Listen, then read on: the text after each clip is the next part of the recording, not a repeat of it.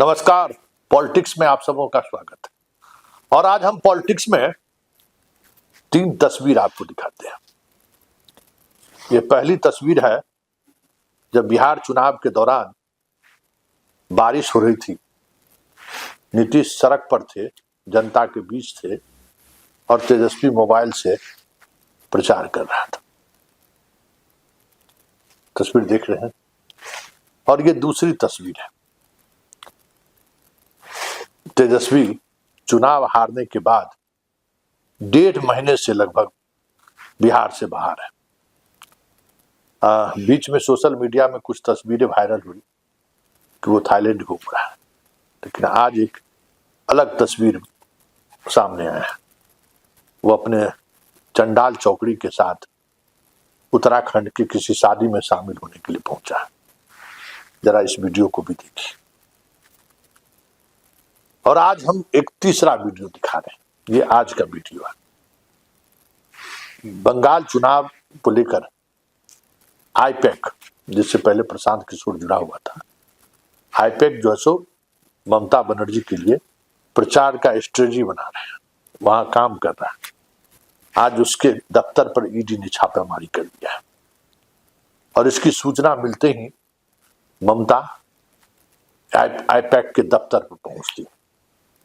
और फिर क्या होता है, जरा इस वीडियो, चंद सेकंड का वीडियो, इस वीडियो के सारे चीजों को समझने की कोशिश करिए।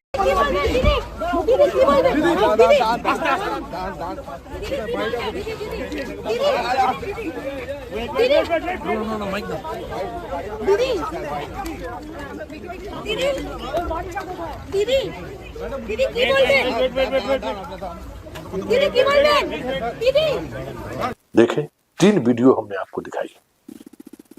पहले वीडियो में चुनाव प्रचार का अभियान तेज है, उसको फिर से कहने की जरूरत नहीं है कि किस तरीके से 15 दिनों तक तेजस्वी पूरे सीन से बाहर रहा, प्रचार अभियान से बाहर रहा।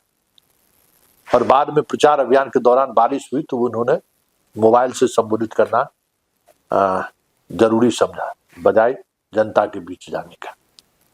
देखिए, बीजेपी से लड़ना और बीजेपी से लड़ते हुए दिखना दोनों 2 बड़ी चीजें हैं। और आज भी जो बीजेपी से लड़ता है वो जीतता है, और जो बीजेपी से लड़ते हुए दिखाई देना चाहता है वो हारता है। चाहे कभी वो एसआईआर का बहाना लगा ले, कभी वोट चोरी का बहाना लगा ले, ये सब बहाना है। सच्चाई यही है कि आप लड़ने को तैयार नहीं। ममता लड़ रही है और ईडी का छापामारी, दोनों 2 चीजें हैं। ईडी का छापामारी जता रहा है कि भाजपा बंगाल को लेकर इस बार भी सहज नहीं है। पिछले चुनाव में भी, ठीक चुनाव से पहले, ममता बनर्जी के भतीजे के यहाँ से लेके उनके जितने भी इस तरीके के लोग थे, सबके यहाँ रेड हुआ था, याद करिए। इस बार भी कमोबेश वही हो रहा है, लेकिन ममता फाइट कर रही है, ममता लड़ रही है। बांग्लादेश में लगातार हिंदुओं की हत्या हो रही है। हम उसका जवाब क्रिकेट नहीं खेलने से दे रहे हैं। हम क्रिकेट में उसका बहिष्कार करेंगे, आईपीएल की टीम से हम बाहर करेंगे। और ये सारा कुछ जो हो रहा है बांग्लादेश में, वो भी कहीं न कहीं बंगाल के चुनाव के मद्देनजर इन चीजों को एक अलग नैरेटिव सेट करने की कोशिश हो रही है। तमाम विपरीत परिस्थिति के बावजूद भी ममता लड़ रही है, और तेजस्वी आज भी बीजेपी से लड़ते हुए दिखना चाहते हैं। 1.5 महीने से बिहार से वो बाहर है। हार के बाद वो जनता के बीच तो छोड़िए, अपने विधायकों के साथ भी 10 मिनट का समय नहीं दिया है। पूरा सत्र बीत गया और उस सत्र के दौरान वो उपस्थित रहे। और एक अचानक ये वीडियो वायरल हुआ है, वीडियो सामने आई है कि वो अपने चंडाल चौकड़ी के साथ, जिस चौकड़ी पे चुनाव हार का सबसे ज्यादा ठिकरा जिन लोगों पर फोड़ा जा रहा है, तमाम वही चेहरे हैं। इस वीडियो को गौर से देखिए, तमाम वही चेहरे हैं। और वो तमाम चेहरे, चाहे संजय यादव हो, चाहे यूपी का डॉन हो, चाहे हमारा पड़ोसी रोसड़ा वाला विधान पार्षद हो, सब वही लोग हैं जिसने तेजस्वी की पीठ पर खंजर भोंका। किशनगंज और अररिया की जिम्मेवारी इस विधान पार्षद को दी गई थी और उस दौरान उन्होंने क्या किया जग जाहिर है। संजय यादव ने क्या किया ये भी जग जाहिर है। बाकी जो उनकी टीम के लोग हैं, शक्ति यादव से लेकर सब जितने लोग हैं, जग जाहिर है। ये सारे के सारे लोग सिर्फ और सिर्फ लड़ते हुए दिखाई देना चाहते हैं। लड़ाई तो मायावती लड़ रही है क्या? खत्म हो गई? तो आने वाले समय में जो बीजेपी से लड़ते हुए दिखाई देने की कोशिश करेंगे, राजनीति में जनता उन्हें हाशिए पर पहुंचा देगी। ये पूरे देश स्तर पर कांग्रेस भी लड़ते हुए दिखाई देती है कि हम लड़ रहे हैं, लेकिन उस तरीके से नहीं जिस तरीके से ममता लड़ती है। अखिलेश भी लड़ते हुए दिखाई देते हैं, लेकिन आज बीजेपी को वही हराएगा जो लड़ते हुए दिखे। लड़ रहे हैं ये जहां दिखाने की बात आई है, वहां उस राजनीति में आप बीजेपी को परास्त नहीं कर सकते हैं। और यही स्थिति आज बिहार की वर्तमान राजनीति में भी है। नीतीश कुमार बीजेपी के साथ हैं और ये तब तक राजनीति में जिंदा रहेंगे जब तक बीजेपी के साथ रहते हुए भी अपने स्टैंड पर वो कायम रहेंगे।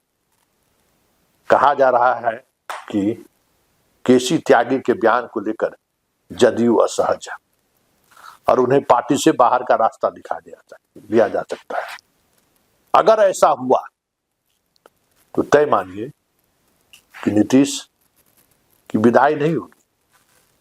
नीतीश वहां पहुंचा दिया जाएगा नीतीश को जहां कोई नाम लेवा नहीं बचेगा, क्योंकि सियासत का ये दस्तूर है कि आप लड़ते हुए नहीं दिखिए, लड़ते हुए दिखिए कि हम लड़ रहे हैं।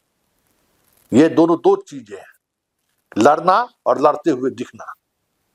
तो जब तक आप लड़ रहे हैं, फाइट कर रहे हैं, तब तक आपका वजूद है, लेकिन लड़ते हुए दिखने की चाहत जैसी होगी कि लोग देखें कि हम लड़ रहे हैं, जैसे ये बातें होंगी तो फिर बहुत मुश्किल होगा बीजेपी से फाइट करना। तीनों तस्वीरों के सहारे इस देश की राजनीति को भी समझा जा सकता है कि बीजेपी लड़ती हुई दिखती नहीं, बीजेपी लड़ती है। चाहे ईडी के सहारे ही लड़े, सीबीआई के सहारे ही लड़े, अडानी अंबानी के सहारे ही लड़े, लेकिन वो लड़ता है। फाइट इट, मतलब हर हारी हुई बाजी को कैसे जीता जा सकता है, उसी का नाम है अमित शाह। तो जब तक आप अमित शाह जैसे आपके सामने लड़ने वाला बंदा हो और वो लड़ता है और आप लड़ते हुए दिखने की कोशिश करेंगे, तो फिर आज की राजनीति में कहाँ टिकेगा। तो यही फर्क है तेजस्वी और ममता दी। ममता दी ने फिर से एक बार दिखाया है कि मैं लड़ रहा हूं, लड़ते हुए दिखना नहीं चाह रही है, मैं लड़ रहा हूं।